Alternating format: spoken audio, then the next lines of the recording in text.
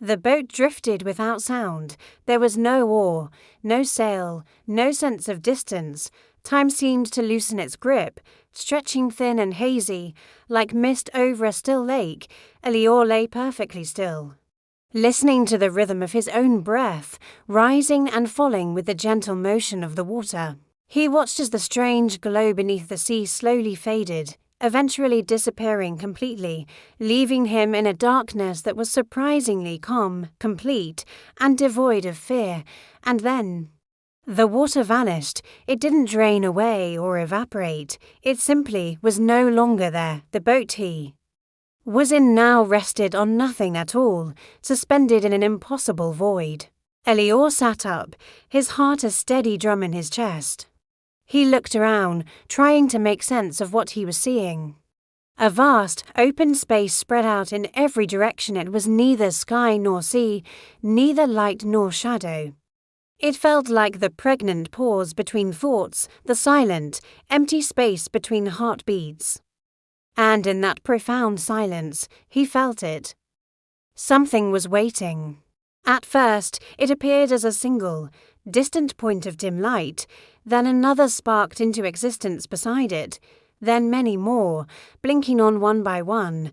They arranged themselves slowly, gracefully, forming a shape so immense, so complex, that his mind couldn't grasp it all at once. There were rings within rings, lines that curved in impossible, non-Euclidean ways, and patterns that felt older than memory itself. At the very center of this cosmic geometry hovered a presence. It wasn't a creature. Not as he understood them. It wasn't a god from any mythology he'd ever read. It was a watcher. The entity had no fixed form. What Elior saw shifted depending on the angle of his gaze, the focus of his thoughts. At one moment, it looked like a tall, elegant figure wrapped in swathes of drifting, ethereal light. The next, it was an endless, unblinking eye made of 1,000,000 stars. Then it became a doorway, a shimmering portal opening into what looked like infinity itself. When it spoke, it did not use sound. Its voice bloomed directly inside Elior's thoughts, a common weightless presence that felt both alien and intimately familiar. You walk where few remember how. Elior swallowed. The simple act feeling strangely loud in the immense quiet. He wasn't sure if words were even necessary, but he felt compelled to answer. "I didn't mean to," he said, his own thoughts forming the reply. "Intention is not required." The watcher communicated back, its presence unwavering, only listening. As if in response to its own statement, the space around them pulsed softly. A gentle thrum of energy. Images began to unfold in the empty air, visions of sleeping forests where trees breathed in unison, of silent cities drifting on clouds, of endless seas holding forgotten secrets. They were worlds Elior had walked through in his dreams, worlds still sleeping, and worlds just on the precipice of waking. "They are fragile," the watcher conveyed, the thought resonating with a deep, ancient sadness. "And so are you." Elior felt no judgment or accusation in those words. It was not a warning or a threat, but a simple, profound truth. He looked at the fragile, sleeping worlds hanging in the void. "Why are you showing me this?" he asked, his curiosity overriding his awe.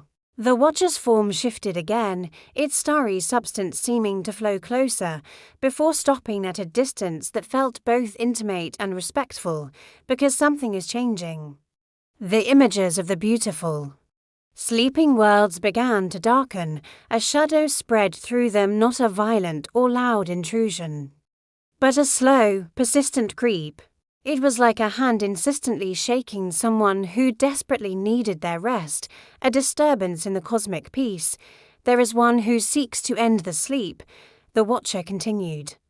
Its thought voice now tinged with a solemn urgency, not out of cruelty, but out of fear.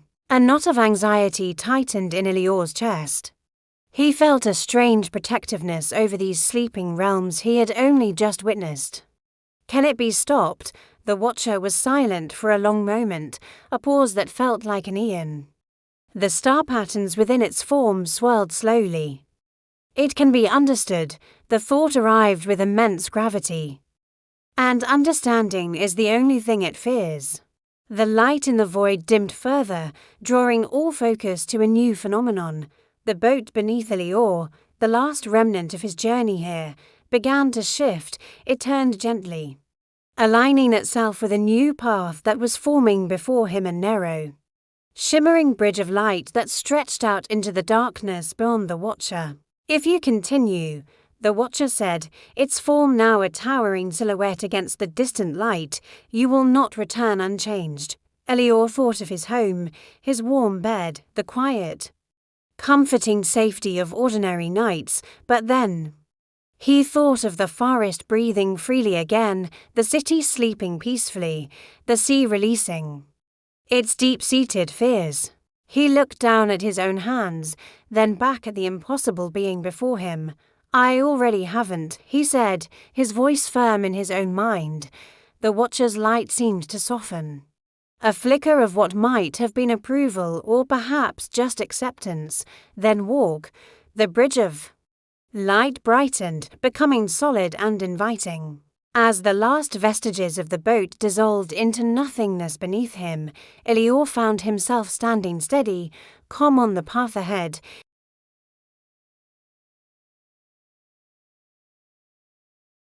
Behind him, the Watcher receded into the quiet, its form blending back into the infinite space between the stars. Ahead, the final sleeping world waited, a world that held the truth of why the night had been listening all along.